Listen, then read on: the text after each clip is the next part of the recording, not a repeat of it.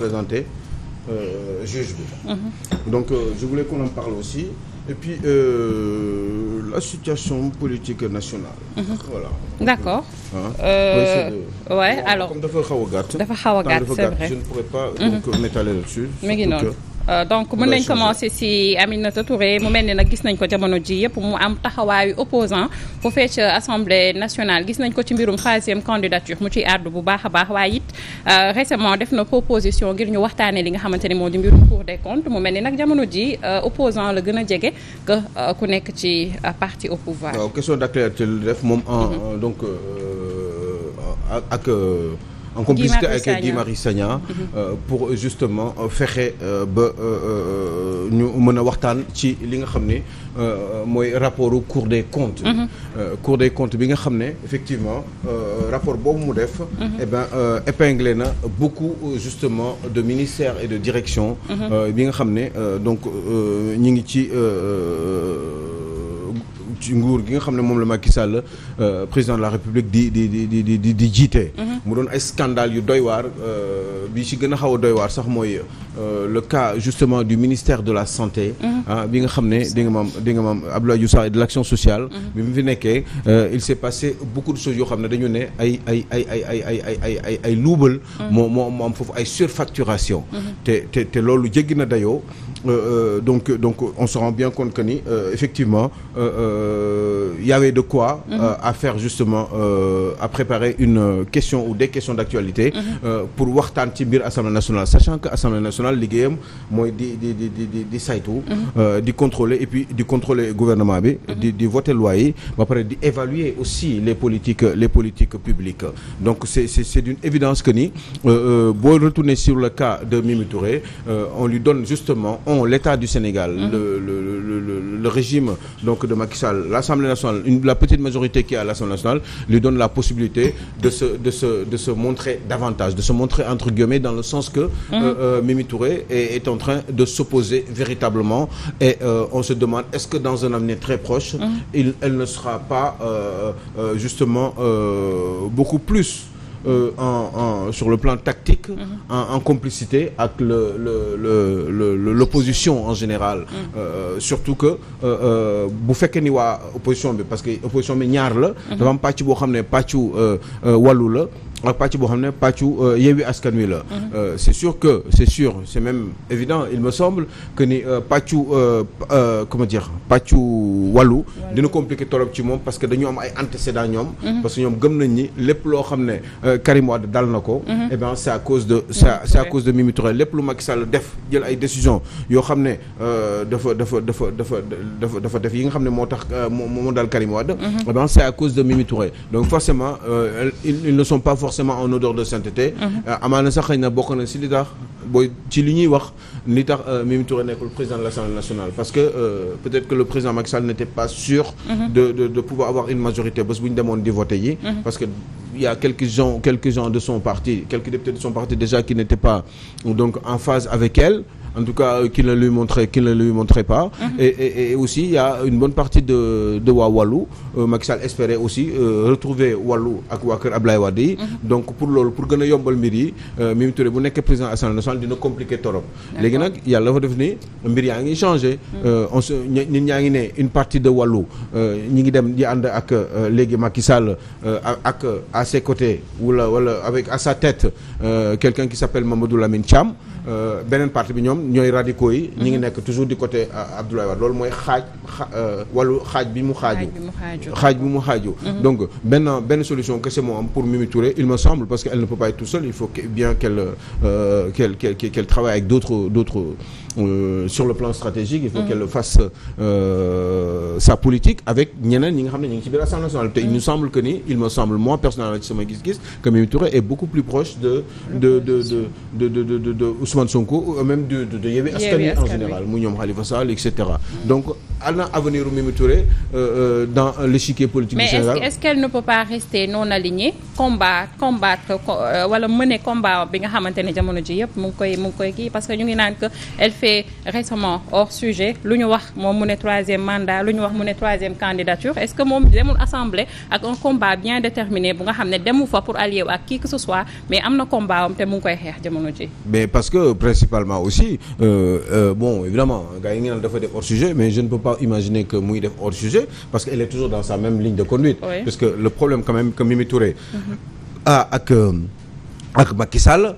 au-delà justement de la question de la présidence de l'Assemblée nationale problème bi mu am dëgg du dara lu dul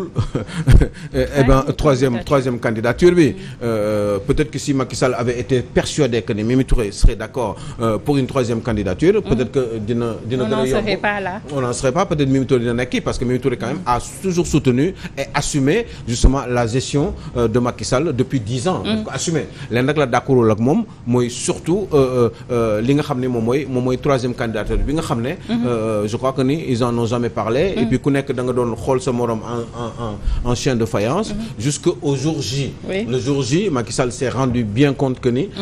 que ce n'est plus possible de continuer en tout cas de prendre le risque de la mettre à l'Assemblée nationale parce que ça pourrait craindre pour son avenir politique à lui un avenir politique ou de Macky Sall où on lui soupçonne de vouloir être une troisième voilà une 3e candidature donc loolu kii na trop doy na waar trop donc Mimi Touré lan la nar a def dans un avenir très proche est-ce que dafa war a gën di radicaliser wu et puis sur le plan stratégique mu gën a jege Yewwi Askan Wi bu jege Yewwi Askan Wi quelle serait sa position là-bas vu la trempe de Mimi Touré parce que quand même c'est une dame boo xam ne tey jii nii bés bu loolu naroon am ban position la nar a am ci mbir mi Mimi Touré du Habib Sy Mimi Touré du comment dire du Aïda Mbodj Mimi Touré du Maïmouna Bousso Mimi Touré c'est une dame qui a un itinéraire politique nekk premier ministre du Sénégal jiite fi ay structures yu bari ci réew mi donc dina xaw a doy waar trop son avenir avec justement moom ak Yewwi Askan Wi maintenant est-ce qu'il pourra aller tout seul parce que comme font les autres ñi nga xam ne ñi ngi fi les non alignés tels que Pape Djibril Fall ou Thierno Alassane Sall eh ben on verra. D'accord, on verra bien ce qui va se passer inchallah mais Aliou Sow rapidement rek quelques minutes moo ñu dese ñu wax ci l'affaire Pape Alé Niang di journaliste directeur bu Dakar Matin bi nga xamante ni il a été libéré récemment même pas une semaine ñu gis ni que ni ki démb élément DIC division des investigations criminelles fekkaat nañ ko fa mu nekkoon ca clinique ba daal di koy jàpp yóbbuwaat ko ci këram. waaw def ko mandat d'amener loolu mooy mandat d'amener te man je ne m'en souviens pas maa ngi doon gëstu démb di seet dans l'histoire donc de la justice au Sénégal ndax loolu mës na fee am maanaam nga génn à peine une semaine 10 jours maximum nekk ci donc liberté conditionnelle et ben ci diggante boobu même pas 10 jours une semaine ñu jëlaat la dellawaat la ci biir kaso bi kooku ma seet naa ba sonn kan la fa mës a dal mais ci en tout cas de ci un homme public loolu mësula am wala un homme politique donc man mësuma ko gis mësuma ko dégg ku ko xam na ma ko wax parce que seet naa démb ba sonn mais lii nii cas bi mësula am génn nii ñu dag li ba pare dellawaat la encore récupérer la pour peut-être même éventuellement te ramener encore en prison parce que tout simplement à mon avis lenn rek la mën a doon mooy bu fekkee nañ lay defal liberté conditionnelle provisoire j'en sais rien bu fekkee nañ la ko defal eh ben il faut dafa am yooyu ay conditions yu muy réunir conditions yooyu nag est-ce que elles ont été respectées par Pape Alé Niang c'est ça la véritable question parce que apparemment quand il a été visité par les éléments de la DIC apparemment ils étaient 4 chez lui eh ben il était en train de faire son live en direct il me semble que ci bi muy génn condition bu gën a am solo ci biir mbir mi bi muy génn waratul woon wax ci dossier bi waratul wax loolu condition la le temps que l'enquête se fait et que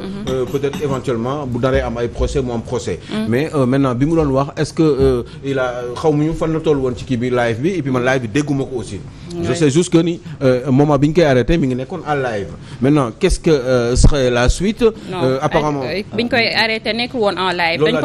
dañ ko jàpp parce que dafa participer ci live Mollah Morgun premièrement dafa def ay révélation ci page Facebook am si kii wu police parce que bañ koy jàpp Aliou Sow non loolu am na leen lu amoon avant à la clinique live bi avant la woon live bi avant la woon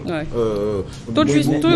après ak benn bind bi mu bind aussi mais loolu avant la mais démb laa wax man dama dégg peut-être que c'est pas vrai mun noonu bañ loolu antécédent dafa am antécédent non antécédent moom la non je termine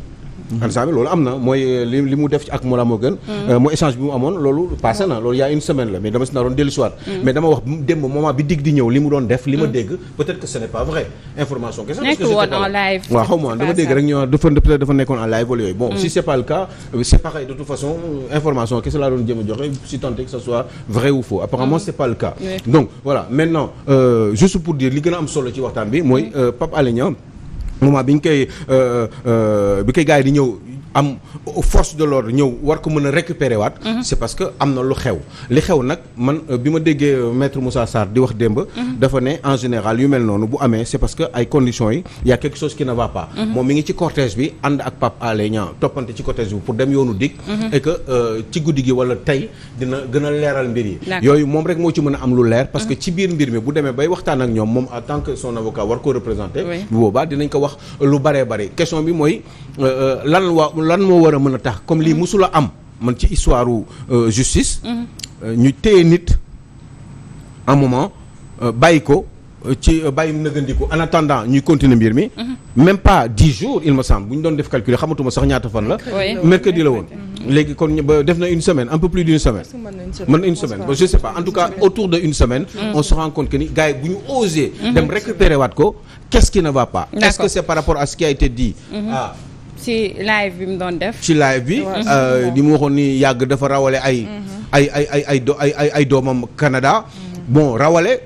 mooy rawale loo sàcc ngay rawale wala looy nëbb ngay rawale est-ce que du si loolu lañ ko bëgg a laaj poser comme question loolu c'est des réflexions qu'il faut faire. il me semble que démb gis nañ maître Khouraychi Ba moom aussi. am na benn suñu naataango journaliste bu ko woo mu ne article 127 lañ koy toppee parce que dafa def live. participer ci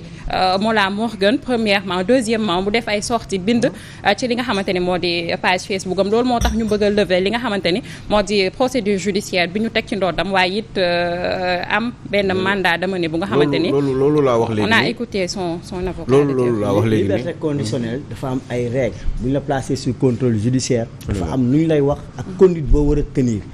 donc révocation nag bii nag procureur def suñu contrôle judiciaire dafa am peut-être ay affaires te soubassement bi am na ay sorties yu mu def notamment contre le commissaire Yàgg ak yeneen donc peut-être que c'est antécédent à ça que le procureur a fait mais lu ci mënti am comme enquête bi mu ngi en cours te war na présenter wu si la ñuy gën a leer. son avocat va nous éclairer. waaw aujourd'hui dañ ko war a déglu à 10 heures. waaw mais au-delà de ça. j'ai dit que par rapport à la liberté de la presse. mais aussi la presse doit se remettre en cause. il est grand temps que le mercenariat dans cette presse cesse. ñun ñii journalistes yi dañoo war a toogaat ndëppal suñu bopp. suñuy comportement d'accord waxtu wi xoj nañu. loolu moom man c'est intéressant ce qu'il est en train de dire. certainement.